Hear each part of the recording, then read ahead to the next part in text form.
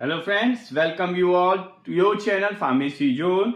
Guys, आज हम एक स्टार्ट कर रहे हैं एक नए सेगमेंट को, जो कि है फार्मेसी वोकेबुलरी, जिनमें हम कुछ आपके लिए फार्मेसी रिलेटेड वर्ड्स को लेके आएंगे। डेली बेसिस पे हम आपके साथ कुछ फार्मेसी रिलेटेड वर्ड्स को और उनकी मीनिंग्स को डिस्कस करेंगे, क्योंकि फार्मेसी में बहुत सारे ऐसे टर्म्स हैं जो हमें समझ में नहीं आते, और वो टर्म्स अगर समझ में आ जाए तो पूरा कॉन्सेप्ट समझने में बहुत ही आसानी होती है। तो जो कि आप वैसे भी जानते हैं, जनरल स्टडीज में यानी पढ़ाई में किसी भी लेवल की पढ़ाई हो, उस पढ़ाई में वोकेबुलरी का बहुत बड़ा रोल होता है। क्योंकि अगर हम इंग्लिश में किसी चीज को पढ़ रहे हैं या किसी भी टर्म को पढ़ रहे हैं और उसका मीनिंग हमें नहीं पता, तो कॉन्सेप्ट क्लियर करने में बहुत ही मुश्किल होती है, या हम ये कह सकते हैं कि कॉन्सेप्ट क्लियर हो ही नहीं पाता। तो उसी कॉन्सेप्ट को बेहतरीन बनाने के लिए, कॉन्सेप्ट को सही ढंग से समझने के लिए टर्म्स को समझना जरूरी है। तो आज हम शुरू कर रहे हैं फार्मेसी वोकेबुलरी का एक नया सेगमेंट, जहां पे हम डेली बेसिस पे आपके साथ कुछ टर्म्स लेके आएंगे और उनको डिस्कस करेंगे क्या होते हैं वो टर्म्स। तो आइए स्टार्ट करते हैं। आज देखते हैं कौन कौन से टर्म्स हैं, उनके बारे में आपको समझाते हैं। तो सबसे पहला जो वर्ड है हमारा, सबसे पहला जो टर्म है वो है अब एक्सियल, जिसके नाम से ही, जैसे इसमें वर्ड में ही इसकी मीनिंग छुपी हुई, अब एंड एक्सियल। तो अब axial is defined as surface of any structure turn away from the axis. किसी भी स्ट्रक्चर की या किसी भी स्ट्रक्चर की कोई सरफेस अगर एक्सिस से दूर हो जाती है तो दैट इज कॉल्ड एज अब एक्सियल। इसका एग्जांपल है कि लोअर लीफ का लोअर पार्ट जो होता है वो लीफ के एक्सिस से अवे होता है, दूर होता है। तो अब axial means surface of any structure away from the axis, यानी एक्सिस से किसी स्ट्रक्चर का कोई सरफेस दूर हो तो उसे हम कहते हैं अब axial. Then second, abdomen. Abdomen जिसे कि हम पेट भी कहते हैं, और ये काफी इंपॉर्टेंट टर्म है। जनरली हम एब्डोमेन और स्टोमक में डिफ्रेंशिएट नहीं कर पाते हैं या हम कंफ्यूज हो जाते हैं। तो देखते हैं एब्डोमेन क्या होता है।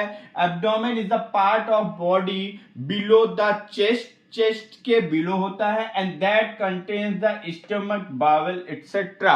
मींस ये अदर, आप ये कह सकते हैं कि यहां से इस जो डिफिनीशन से या इसके जो वर्ड के मीनिंग से आपको ये समझ में आ गया कि एब्डोमेन एंड स्टोमक दोनों सेम नहीं होते हैं, दोनों अलग अलग वर्ड हैं। तो एब्डोमेन एक ऐसा पार्ट है बॉडी का जो कि डाइजेस्टिव पार्ट्स को, जो डाइजेस्टिव ऑर्गन्स होते हैं, इनको कंटेन करता है। और इसकी जो लोकेशन होती है ये कहां पे होती है? Below the chest, and that contain the stomach, bowel etcetera. Stomach क्या करता है? ये हमारे फ्लूइड को मिक्स करता है और मिक्स करने के बाद उसको आगे पास आउट करता है।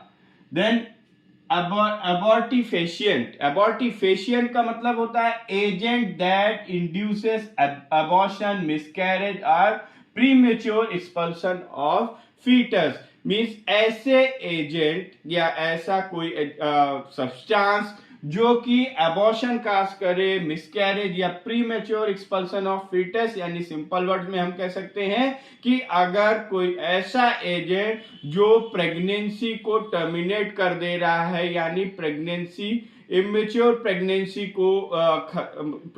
को खत्म कर दे रहा है, उसे हम कहते हैं एबॉर्टिफेशिएंट। एबॉर्शन में क्या होता है? प्रेगनेंसी टर्मिनेट हो जाती है। यहाँ पे ये मेडिसिन, कई बार ये क्या होता है कि कुछ पिल्स का यूज करके, मेडिसिन का यूज करके एबॉर्शन कराया जाता है। मिसकैरेज में क्या होता है कि एक्सीडेंटली जो प्रेगनेंसी होती है वो टर्मिनेट हो जाती है। यहाँ पे एक वर्ड है हमारा फीटस।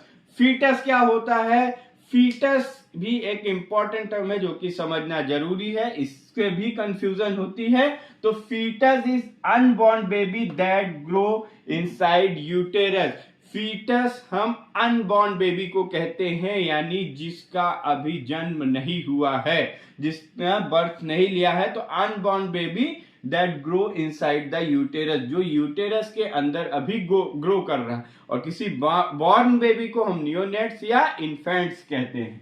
देन नेक्स्ट, एब्राडेंट क्या होता है? एजेंट यूज फॉर ग्राइंडिंग और स्क्रैप, यानी किसी भी चीज को ग्राइंड करने के लिए या उनको टुकड़ों में करने के लिए हम जिस सब्सटेंस का यूज करते हैं, जिन एजेंट्स का यूज करते हैं, उन्हें कहते हैं एब्राडेंट।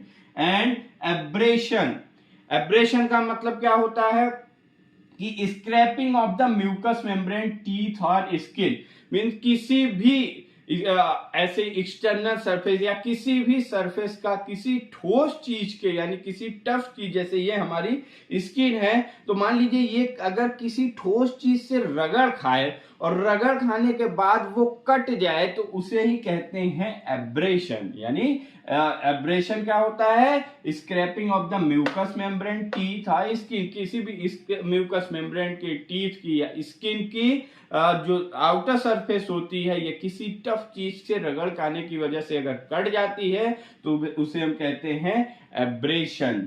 देन नेक्स्ट है हमारा एब्सेस। एब्सेस क्या होता है? एक्यूमुलेशन ऑफ पस in any part of body है, इसको सिंपल हिंदी में हम कह सकते हैं फोड़ा। यानी कि फोड़े में क्या होता है? मैं किसी भी ऑर्गन पे या टिश्यूज पे वहां पे पस का फॉर्मेशन हो जाता है, उसे ही कहा जाता है abscess. Abscess is accumulation of पस in any part of body.